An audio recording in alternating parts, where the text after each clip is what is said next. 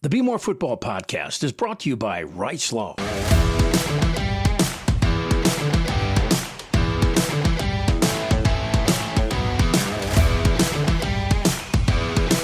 Hello there, and welcome inside another edition of the Bmore Football Podcast. I'm Jerry Coleman. He is the longtime Baltimore Sun columnist. It's Mike Preston, and you can follow us on Apple, on Spotify, on YouTube, all at the same place as Mike knows. He's got it bookmarked. That's Bmore Sports Pod, Bmore Sports Pod, and also at BaltimoreSun.com. So in this episode, Presto, we'll instantly recap last night's disastrous Monday Night Football loss to the Lions. We'll go around the NFL and talk about some of the hot topics like Tom Brady and his dual roles and some bad football over the weekend. Plus, Ravens legend Peter Boulware scheduled to join us and talk about this pass rush or lack thereof. And Professor Preston will give out his grades from this Monday night debacle the morning after as the Ravens fall to 1-2. But we begin with our For the Birds segment. This portion brought to you by Rice Law. Hey, Baltimore football fans, if you've been hurt in a car accident, don't go at it alone. The lawyers at Rice Law know how to fight for the compensation you deserve. Protect yourself, protect your family, and remember, best advice, call Rice. Learn more at ricelawmd.com. Mike, the Lions set the tone early with that opening drive in which they marched 11 plays, 5 minutes. It was a really ugly night, whether you were the offensive line or the defensive line. I don't know where to begin, but the Ravens got manhandled like we haven't seen in a while. Never seen that in the years that John Harbaugh has been the head coach, where they got beat up physically on both of the interior lines of scrimmage. And Jerry, I've said this before and I'll say it again. If you can manhandle a team and play them up front and win, you win the games. And that's exactly what happened to the Ravens. They gave up 7 sacks. They gave up, 250 yards rushing. You're not going to win those games. You're probably going to lose them. And that's what happened. And then they just kind of wore down at the end. But, hey, they give credit to Detroit. They came in, they had a two-headed monster at running back, and they did a nice job. Now, how much do we attribute the defensive problems to not having Nnamdi Madubuike or Kyle Van Noy out there, all the sacks they've accumulated? Does it go deeper than not having your 2 best interior defensive linemen? Well, Van Noy's on the outside, so we don't count him. Wow. Madubuike's inside, but he's not Mean Joe Green, okay? He's not that type of a player. You know, he just isn't that caliber. So if he played, they probably would have given up 175 yards rushing. They just got beat at the point of attack, and they got dominated. And Roquan Smith, their linebacker who played so great the week before against Cleveland, he disappears out of the lineup. They can't make tackles. Travis Jones, where were you? Broderick Washington, where were you? You guys are supposed to step up. Aeneas Peebles, rookie. Hey, this is your time to shine. Where were you? They didn't get it done. And if your linebacker isn't making all the tackles, all right, then that means your defensive line isn't keeping people off of them. And that's exactly what happened in this game. And Jerry, this was gut running. This wasn't misdirection. These weren't tosses. These were just straight dive plays. And you can't have that in the NFL. Yeah, darkness fell upon the Ravens. Forget the uniforms they were wearing. It was darkness even when the sunlight came out this morning. But even without Madubuike or Van Noy, we're seeing a troubling pattern with this defense. When they face the better offenses, they faced 2 in Buffalo and Detroit, and they've been bullied twice. Well, also against Cleveland, they gave up 100 yards rushing. And then they come out and they do it in this game as well. That's a problem. If you really want to beat the Ravens, the formula was on display Monday night. Control the football, run the clock, and keep Lamar Jackson and his receivers off the field. That's how you beat the Ravens. Because if they have opportunities, they have chances, they can win. But if they're not on the field, you don't have to worry about that. And that's exactly what the Lions did. They kept them off the field. It reminded me sort of the scheme we saw in the playoff game with the Chargers, the way they spied and bottled up Lamar and held him, to really low numbers. That's sort of what I saw from the Lions defense, the way they were scheming him. And he even admitted that afterwards. Well, you know what was strange was you watch his drop back. His steps are slow. Now, I don't know if he's processing. He's thinking as he goes back. But to me, I would have changed up. Quick hitters. Let's go to some screens to offset that pass rush. Let's go to some slants. Let's go to some quick hitches. They didn't do any of that. They kind of stayed with it. Okay, we're still going to try to run the football, and we're going to throw the ball down the field. He didn't have time to throw the ball down the field. Well, you make an adjust. You do the adjustments. You change the game playing at halftime. They did not do that. They stayed with it, and it didn't work. Yeah, I want to talk more about Lamar in a moment because I thought he had an up and down game, but they've scored at least 30 points in each of their games so far. And again, the defense is going to remain under the microscope, I guess, starting with the coordinator. And how much does the head coach bear responsibility? I mean, he picked him. That's his guy. You know, he was the one who went out and said, we want Zach Orr. I mean, he had a chance to pick up Anthony Weaver. Didn't work.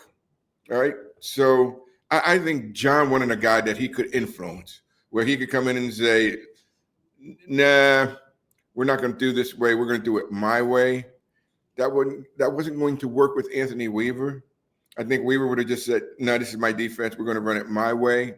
So he got the guy he wanted, a young guy, a guy he could influence, and it hasn't panned out. Will it pan out? I don't know. They started out like this last year. I mean, defense couldn't make any stops on the back end. The only problem is, Jerry, they can't stop the run. That is a different problem. That's taking it to another level. They have to correct that. Matabike can help that, but we don't even know his situation with the neck injury. We're waiting to see what happens there.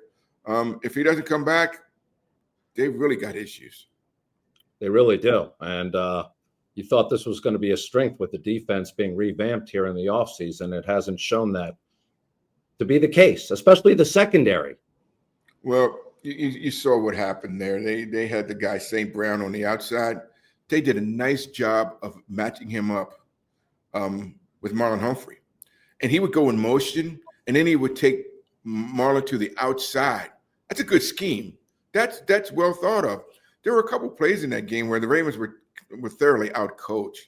The option play where they scored a touchdown, where they give the ball to Brown and then he pitches. That's a great call.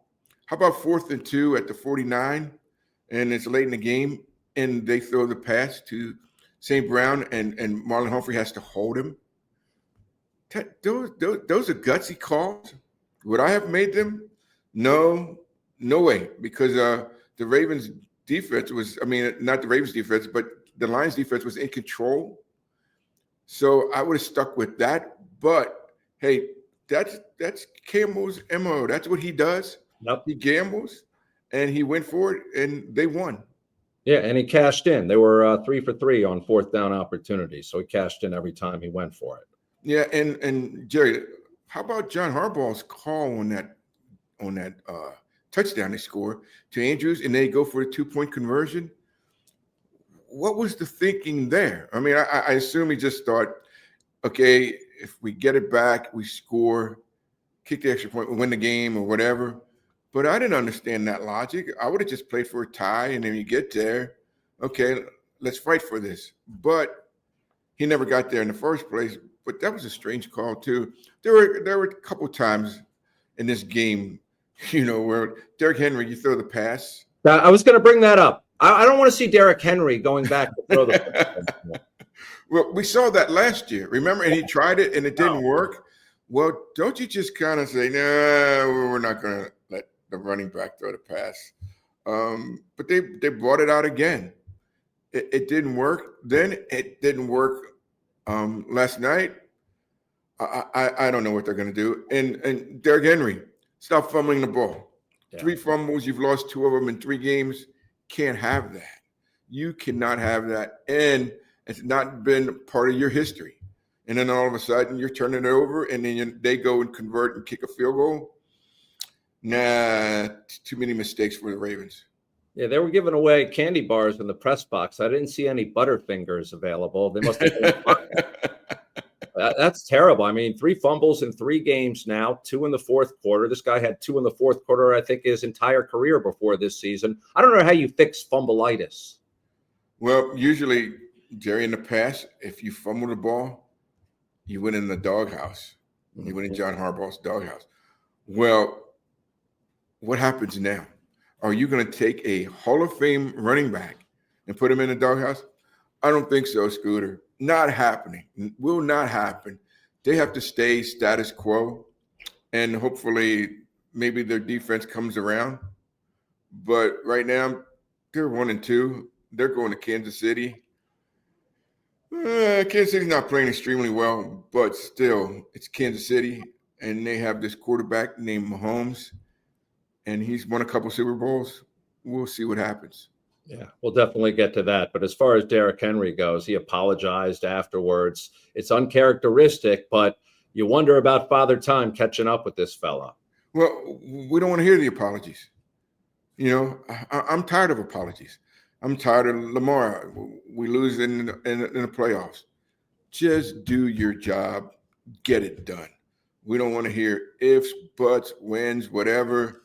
Just win games. And you're fumbling 3 times and you lose 2. That's an issue. Keaton Mitchell, are you warming up on the sideline? Are you ready to go? Are you ready for it to be the change of pace back? I don't know, but I'm pretty sure the Ravens may have to look at that. I don't know. We'll see. Yeah, I do agree with you that Derrick Henry will get a lot more leeway than your average running back who again, is affected by fumbleitis. And he should. Yeah. And he should, because he's a proven. Yep. Now, to Lamar Jackson, I didn't think he played entirely smart football. I thought he held on to the pigskin too long. Several times I thought he held on to the football too long and could have run for a first down or more yards. Instead, he was looking to make the big play. He threw 3 touchdowns, but that was far from a great game out of Lamar. Yeah, that's why I question, his foot speed. I think he's still fast. I think he's still quick. But the decision-making process where maybe he's trying to hit the home run, no, it wasn't there. You get sacked 7 times. How about some screens? How about some slant ends? How about the quick throws? That's the way you offset the pass rush, but you don't keep going back and dropping 7 and 9 and do those kind of things. It will not work. It did not work. That's why he was sacked 7 times. And, John Harbaugh pointed out after the game that, we had to throw the ball, we had to catch up. You were playing that way the entire game. We don't want to hear those excuses. Just come up with a game plan that changes, and that happens in a football game. And I thought, Detroit did an excellent job in bottling up Zay Flowers, the Ravens' #1 playmaker in terms of receivers. Well, you kind of thought that was going to happen because in the first 2 games, man, he was all over the place. Yeah. And they did a good job of shadowing him wherever he went. Fortunately for the Ravens, Mark Andrews stepped up, Rashad Bateman stepped up, but they took out the guy who's responsible for a lot of the yak yards, and they controlled him. But he had 2 catches for 13 yards, and one of them was for 7. They did a nice job on him, and they took him out of the game.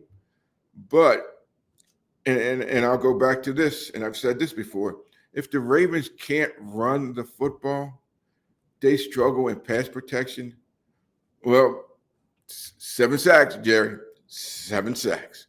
Ole. It was like, come on through. Yes, and you run the ball 12 times for 40-some yards or 53 yards.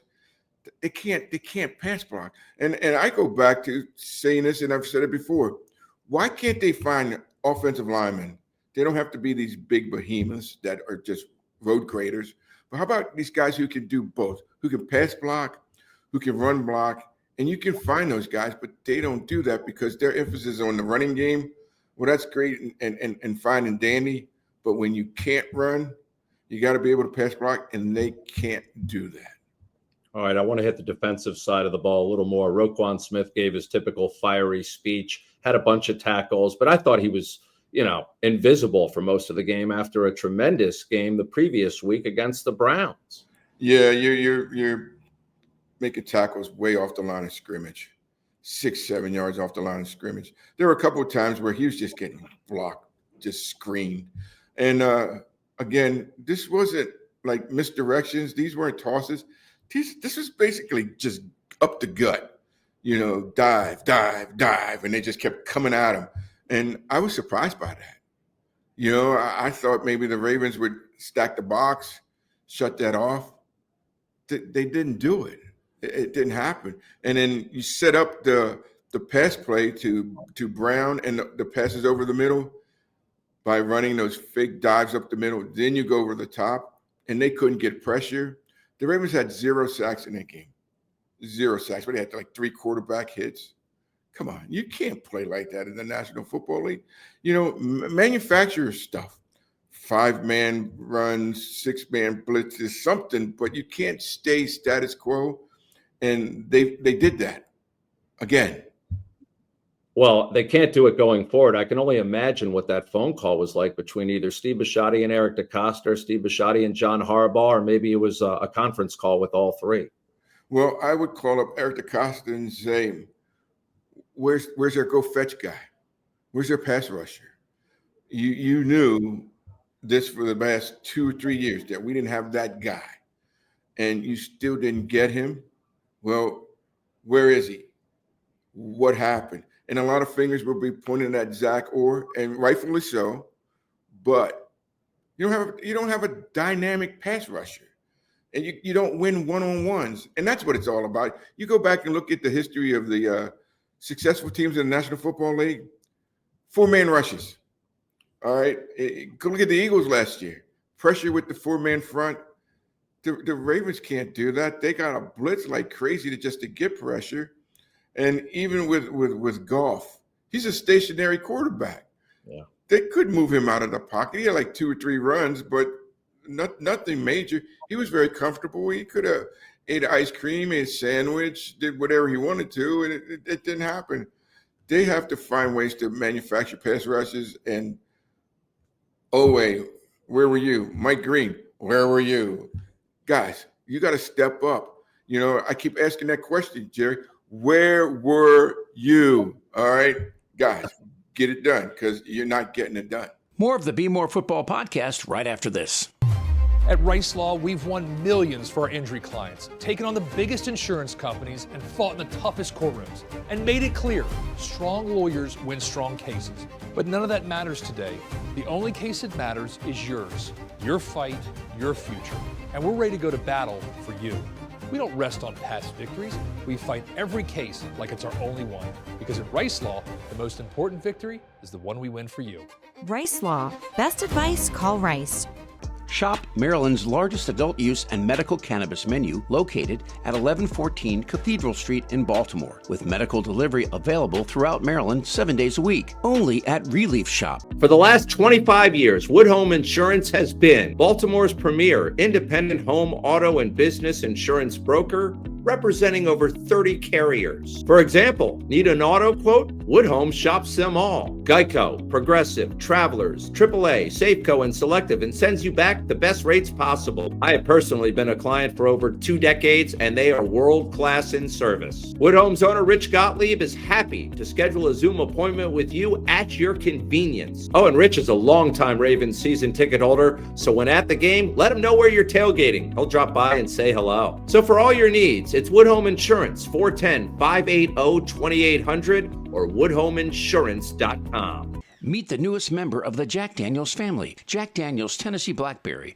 Jack Daniels takes pride in Old Number 7 being the backbone of all our flavors, and Jack Daniels Blackberry is no exception. A combination of our proprietary black liqueur and Jack Daniels' unique and unmistakable character, Jack Blackberry is a highly versatile juxtaposition of flavor. Delightfully sweet, bold, vibrant, and refreshing, Jack Blackberry is easily enjoyed with your favorite mixer, in a cocktail, or while enjoying your next football game. Jack Daniels Tennessee Blackberry is here, and as always, Jack Daniels reminds you to drink responsibly. When it comes to financial planning, most of us need help. The team at the Jim Kelly Financial Group has been offering sage advice for Marylanders for more than 30 years, like the Baltimore Sun's Mike Preston. But Jim Kelly offers value beyond sound investment management through tax-efficient strategies, behavioral coaching during market downturns, guidance on on major life decisions, from career changes to elder care planning, as well as life insurance. This is where experienced financial advisors like Jim Kelly and the professional money management he provides can make all the difference. Call today and see if the Jim Kelly Financial Group can help you and your family at 410-486-5575. That's 410-486-5575.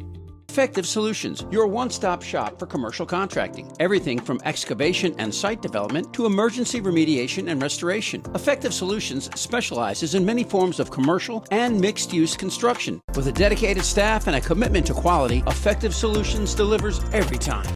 Well, they do have that photo scan when you enter the stadium. So, I mean, we can go back and check the security cameras to make sure they did show up for the game and dressed and were on the field. But real quickly, back with Zach Orr, a lot of scrutiny, obviously, and you have Chuck Pagano waiting in the wings. Well, the thing is, Chuck Pagano has had some type of implementation in his game plan. What do you think? He just stands over there and goes, I'm going to coach DBs and that's it? No. He knows what's going on there, and they got taken to school. The coaching staff got taken to school.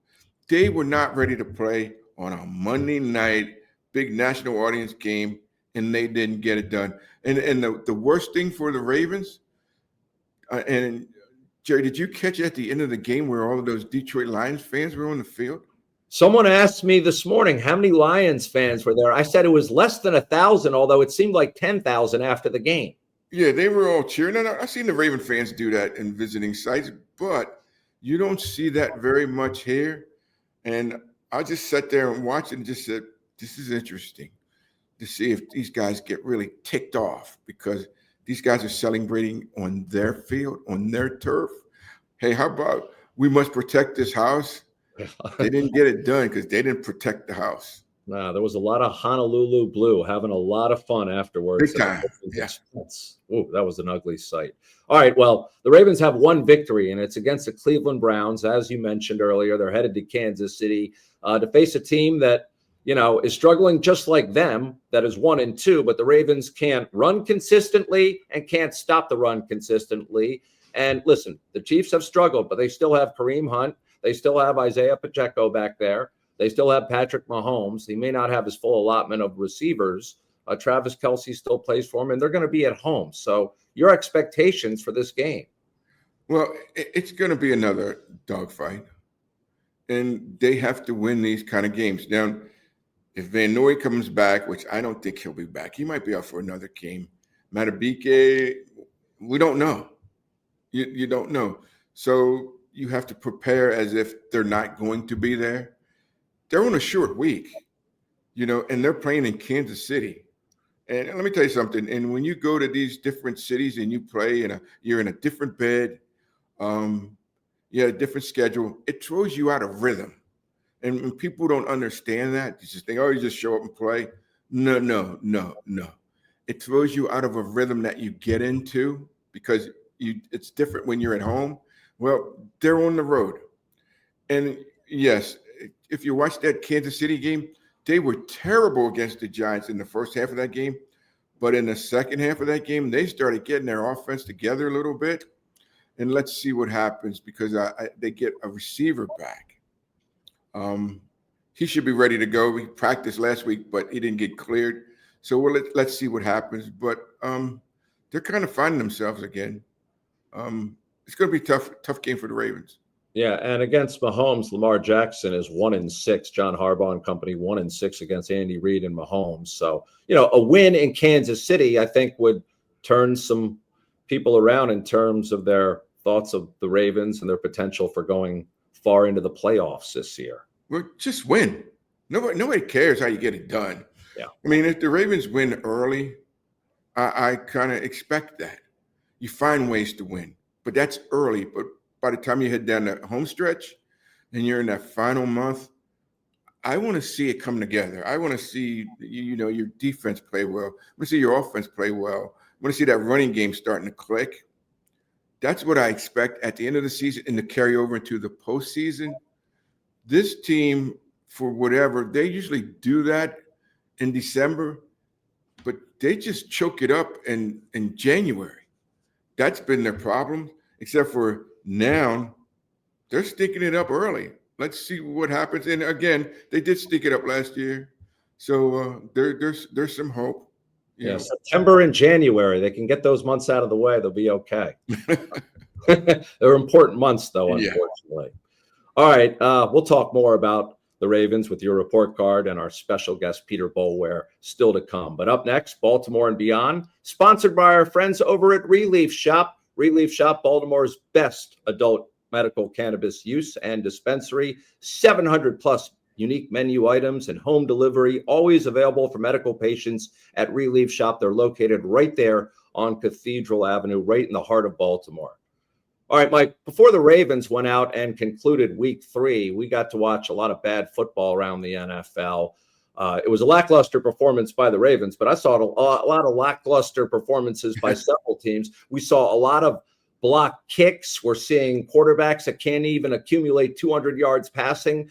Listen, the ratings are great for the NFL. The quality of football, not so much. It's terrible.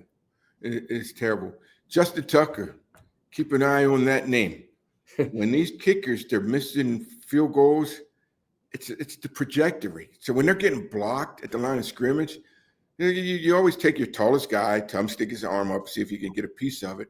But when that happens, that means the trajectory is low.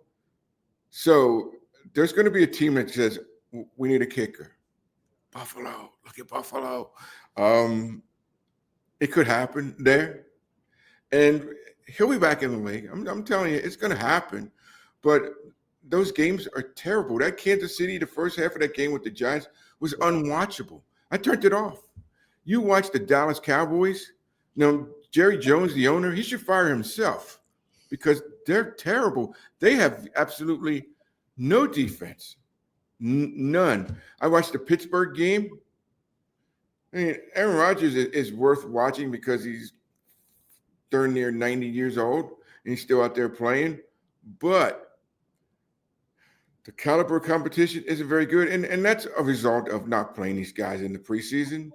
You don't play them in the first 3 games, in preseason games, and then all of a sudden it takes 2 or 3 games to iron out all the problems. And maybe that's what's going on with the Ravens. I don't know, but they got some glaring weaknesses and glaring holes. And let's see if Zach Orr can fix that, or hey, John Harbaugh, you're the head coach. How about you fixing it? That's just the way it goes. Yeah, and again, because the Ravens didn't play until the last game of week 3, we got to watch a lot of television, a lot of games. That includes Tom Brady on television. I don't think he's very good on Fox, but he's also a minority owner of the Las Vegas Raiders. He was spotted in their coach's box. Can you imagine a guy being a commentator, minority owner? I know it happens in the NBA. Magic Johnson did it. Grant Hill owns part of the Atlanta Hawks. He commentates on the games. But in the NFL, I don't know. It seems kind of slimy to me because you're in on these production meetings, and maybe the coach isn't telling you a whole lot, but you're trying to get the inside scoop to broadcast the game, yet you have a hand in one team in the NFL. Yeah, they should just say, no, we're no longer going to do that. Because if you're getting the inside info and you're telling certain coaches are telling you certain things to watch this, watch with this, look at the tendencies here, you know that. So you go back and you tell your head coach that, especially if you're playing him. Now, maybe they have it scheduled where he's not, participating in games where they have to play that opponent. But eventually you have to. It will happen. And that's not fair. That's quite an advantage. And I don't think a lot of the head coaches like it either. No, and I'm sure they're not going to say much when he's in the room, knowing that he may leak that to Pete Carroll or someone with his organization. Why would you say something? Right. That won't happen. But it's just interesting that the NFL lets that happen. I'm surprised by that. Yeah. I'm going to make 2 predictions in the offseason. The tush push goes away, and so does Tom Brady being allowed into these production meetings. The tush push, that's interesting. Now, I was an offensive lineman, so you shouldn't be allowed to assist the runner. I think it's a terrible play. I think it's an ugly play. I think the Eagles use it because they have their quarterback who can squat 500 pounds and so forth. But you shouldn't be able to assist the runner. And what you see is these guys just piling on late in plays. Like the play will be stopped for 10 seconds, then these linemen just jump in the pile and start pushing them. That should never happen. Keep an eye on the preseason games. They will shorten those too, and they will add a regular season game as we start going along and moving along here. More of the Bmore Football Podcast right after this. We hope you never need us, but if you're ever injured in an accident, we'll handle everything with trusted guidance and personal attention so you can focus on what matters most, your recovery. Rice Law. Best advice, call Rice. RiceLawMD.com. Shop Maryland's largest adult use and medical cannabis menu located at 1114 Cathedral Street in Baltimore, with medical delivery available throughout Maryland 7 days a week, only at Relief Shop. For the last 25 years, Wood Home Insurance has been Baltimore's premier independent home, auto, and business insurance broker, representing over 30 carriers. For example, need an auto quote? Wood Home shops them all. Geico, Progressive, Travelers, AAA, Safeco, and Selective, and sends you back the best rates possible. I have personally been a client for over 2 decades, and they are world-class in service. Wood Home's owner, Rich Gottlieb, is happy to schedule a Zoom appointment with you at your convenience. Oh, and Rich is a longtime Ravens season ticket holder, so when at the game, let him know where you're tailgating. He'll drop by and say hello. So for all your needs, it's Wood Home Insurance, 410-580-2800 or woodhomeinsurance.com.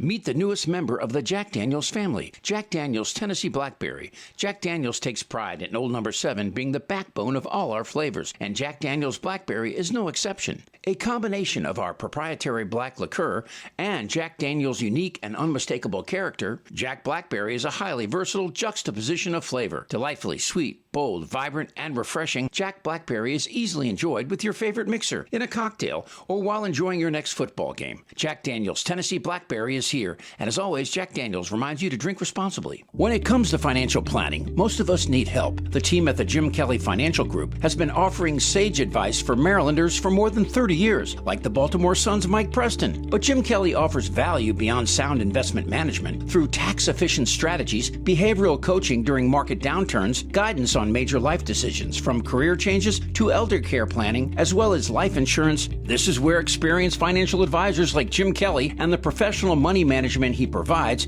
can make all the difference. Call today and see if the Jim Kelly Financial Group can help you and your family at 410-486-5575. That's 410-486-5575.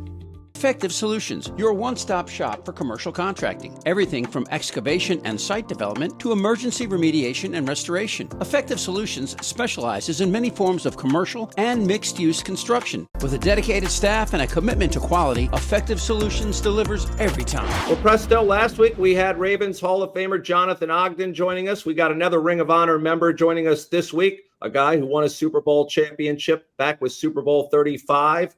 Ravens linebacker, former Ravens linebacker out of Florida State. It's Peter Boulware joining us the morning after that disastrous loss, ugly loss to the Lions. Peter, first of all, great to catch up with you. I hope you've been well. I have been well. Great to catch up with you guys. All right, let me ask you about the way the Ravens were shoved around by the Lions on Monday night, something we haven't seen in long periods of time, and certainly not the way that people think of the Ravens defense. I can't imagine that you had a good feeling watching that. And I was telling Mike before you came on, he must have thrown up in his mouth several times watching that. Yeah, I mean, again, I'm not used to watching Ravens, especially defense, being, pretty much pushed around. That's kind of been the identity of Baltimore Ravens football. Hard-nosed defense, at the very least, stopping the run. And we didn't see much of that last night, And again, it was, as a former player, super frustrating to watch it. But on the flip side, I do think we're early enough in the season to be able to correct that. Run stopping and being good on the run, it's more of an attitude and a personality more than anything else. And so the good news about it is I do believe that can be adjusted. There just needs to be some hard conversations that are had. Now, what do you mean by hard conversations, Pete? Yeah, I mean, again, and we had some great coaches. All I can go back is to, when Marvin Lewis was our defensive coordinator. And when I first got to Baltimore, we were somewhat porous on the run as well. But again, just putting us in a room and saying, look, this is who we are. Stopping the run is not, sometimes it's not sexy. Sometimes it's not pretty. Sometimes you may have to, take on a double team and let someone else get credit, but it's more of a adjust your attitude.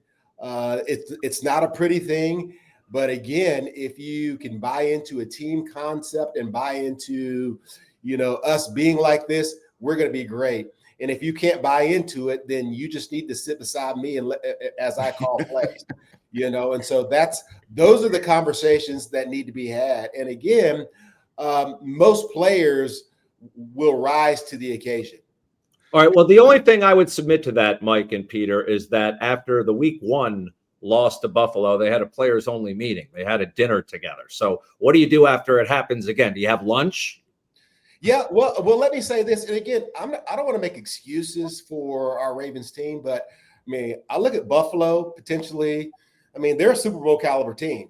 You look at the Detroit Lions, theoretically, they're a Super Bowl power team. And so again, not to make excuses, but again, this is the best of the best of the best. And again, if you want to be a Super Bowl caliber team, these are the teams that you have to win. But again, I mean, Detroit, they're great. Buffalo, they're great. I guarantee you they're going to do that to a lot of teams this year. But our goals are higher.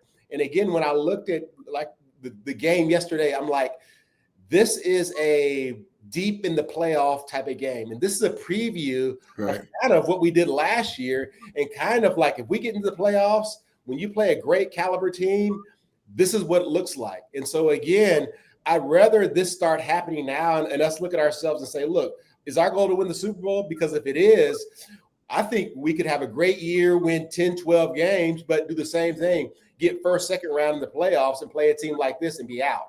And so again, I'd rather this happen to us now and say, you know what, let's have a gut check. Because again, our goal is not to make the playoffs. Our goal is not to win 1 or 2 games. Our goal is to win it. And if it's to win it, what we did against Buffalo and what we did against Detroit, 2 teams that will be there, we're not good enough right now. And we need to stop looking at ourselves and saying that, yeah, we're a Super Bowl caliber team. We're not that yet. We can be, but we're not there yet right now. We've got a lot of work to do. So were you surprised at the lack of pass rush from this team? I am. And again, I'm looking at it from the lens of I'm wanting this team to make a Super Bowl run. And again, you want to run in the Super Bowl, you must get to the quarterback. You look at the Philadelphia Eagles, how they beat Patrick Mahomes, they got after him. You can't beat the great quarterbacks in postseason. I mean, they played a great one yesterday, and they played a great one with Josh Allen. And the only way that you're going to win is you have to get after the quarterback. And at the very least, you must be in his face all the time. And if we can't get sacks and get after the quarterback, then again, I look at the D coordinator. I'm like, how are we going to artificially create pressure? How are we going to bring 5, 6? How are we going to zone blitz? Heck, let's go max blitz sometimes. But there's no way you're going to win against great quarterbacks and not get to the quarterback. So you got a chance, and you were outside linebacker. So what do you think of Mike Green's performance? Yeah, I mean, I watched him, and again, it's so hard. When I got to the Ravens, we were a work in progress. I mean, we were trying to build a defense. We were trying to build an identity. We were just trying to figure out who we were. And so I had more opportunities to try to work through things. Unfortunately for him, he's on a defense that they're expected to be great. They're expected to carry their weight. And so as I watched him, he looked fine. He really, really did. But again, as we talked before, in order for that defense to be what they need, he's going to have to find a way to put the quarterback on the ground. He's going to have to find a way to be super, super disruptive. And again, as I watched him, I'm like, yeah, he looks fine. He looks decent. But again, as the season goes on, if he's really, really going to make an impact, he's got to find a way to really get in the film room, really get with some veterans and how do I do the little things that's going to make me an impact player on this team. So, Peter, how many moves did you have in your first year? And how about the counters? What were your counter moves? Yeah, I will say really, and again, just because college, and I'm not trying to whatever, college was so easy, I really only had one move coming in. It was, I would put my hand down and I would come around that end, and that's all I had. And as a rookie, it served me well because, you know, the league was trying to adjust to me, a smaller pass rusher, super, super fast. But year 2 came around and the league adjusted. The tackles were setting light, they were setting back, and those easy sacks that I was getting with that one move, no longer could I do it anymore. And so I had to, at least in year 2, to develop that counter move, develop that speed spin, speed to power. And again, if you don't get a counter move, the league adjusts so fast. You know, when I played, it took a year. Now it may only take 3 or 4 games. Once they figure out what you're going to do or what your thing is, you're going to get a dose of everything that stops that. So you must have either one counter move or at least have 3 moves that you can go to. And again, that comes with time and development. And so hopefully, you know, to be a great pass rusher at the top level, you better have those things. Right. All righty, man. Well, I appreciate your time. Jerry, got anything else you want to ask Pete? Yeah, I do. I have a few other questions. Thank you for allowing me. We were talking earlier about the lackluster play around the NFL, and maybe these sluggish starts are due to the inactivity of a lot of these starters during the preseason. I don't know how much you played back in the day, but maybe this is a result of some of these guys not participating much until week 1. Yeah, and it may be that, you know, and this – I think in professional sports in general, it's just there's this mentality. And again, I call myself an old school hardcore guy, but it's all about the body, protecting the body, pacing yourself. You see it a lot in the NBA. And I think it's really, you know, even if you look at how the NFL practices, and again, I get it. It's all about protecting the body. It's all about, you know, being ready for the postseason. So yes, you are going to see, you know, slower, lackluster starts. And again, I will say this just in particular to the Ravens, you know, I don't really care how we start. I want to make sure that when we get to postseason, we're playing great football. And it's kind of like I've watched the Ravens for the past couple of years, and we've kind of had, you know, some times in the season we're incredible. And then we get to the postseason, it's like, we should be going to the next level. And so maybe this year is like, okay, maybe we'll start whatever. But the goal is when you get to the playoffs, am I playing my best football? Right. Are we healthy? Are we playing our best football? Are we really, really like kicking on all cylinders? And again, I don't care if we start off slow. I just hopefully that we will like get better and better and better. And eventually the defense will find who it is. And again, offensively, they're doing great things. They just need to maintain. And so hopefully postseason is going to be the time that we're playing our best ball, because that's really all we want to talk about is postseason and Super Bowl wins. And that leads me to my final question. The postseason, you guys succeeded at Super Bowl 35. I consider, Mike and I got a privilege to cover that team that you were a part of, that defense. Consider it the greatest defense of all time. They throw in the 85 Bears a lot. Do you think that defense gets its proper due? You know, it does. You know, again, it's been a super long time, but every time I talk to people, you know, they do bring that Ravens defense up as the greatest defense. You know, they do bring it in the category with the Chicago Bears. Every once in a while I hear Tampa being, their defense being thrown in there. But again, it's undeniable. It was a special group of players. We had a special group of coaches, but I also think we had just a special mentality. Brian Billick gave us an edge. Brian Billick gave us an arrogance. And so again, if you want to be great players, yes. Great coaches, yes. But again, the intangibles, the edge, the attitude. And again, I give a lot of credit to the Baltimore city, the fan base. It's kind of like we play defense the way Baltimore is, just kind of hardcore. We roll our sleeves up. We don't want to be fancy. We just we're going to dominate you. And when the game's over, you're going to know that you were dominated. And that was just our mentality. And it was special to be a part. And again, I miss, that Ravens flock, that city, that town. Just again, the further I get away from it, the more and more I just realize how great it was to be in that city and to be in the fan base. Loved it. It was special and it was awesome.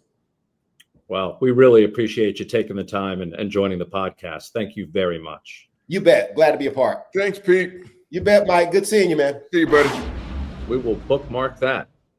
Let's move on. It's time for Mike Preston's report card. The professor worked late into the morning to compile his grades. In fact, he decided to forego sleep because he embraces these night games so much. All right, let's begin with QB1 Lamar Jackson and the grade he received. I gave him a B-. I thought he made some excellent throws, some great touch passes, but man, his decision-making as when to run, not to run, looking to hit the home run instead of just changing up his game, I thought was poor. Do I question his foot speed? At this point, he's been in the league 8 years, maybe, but I think it's more of a processing thing. So I gave him a B-. The running back, Derrick Henry, stop fumbling the football. You got nothing. You had 12 carries, 11 carries for 53 yards. Not good enough. He needs to work on something. And it's the offensive line play. I mean, if the holes are there, he hits it, which was clearly evident in that long touchdown run he had in the first half, what was it, 23 yards. But in the second half, they started to shut it down a little bit. And then the Ravens had to throw to catch up. So that's not what you want. So I gave him a D. Offensive line. They couldn't have gotten a passing grade. They couldn't have. 7 sacks. You get a D. Well, here's my theory, Jerry. All right. It's no different than in high school when you dress for phys ed. All right. You can dress for phys ed, but you still get a D just because you dressed. Now, whether you perform well, whatever, it's still an F, okay? But you participated, so I'm going to give you a D, and that's what they got. 7 sacks. Wow. D. Generous of you, Professor. Well, it is what it is. I wish I had you back in the day. Pass receiving. Hey, Mark Andrews, all of a sudden, 6 catches, 91 yards.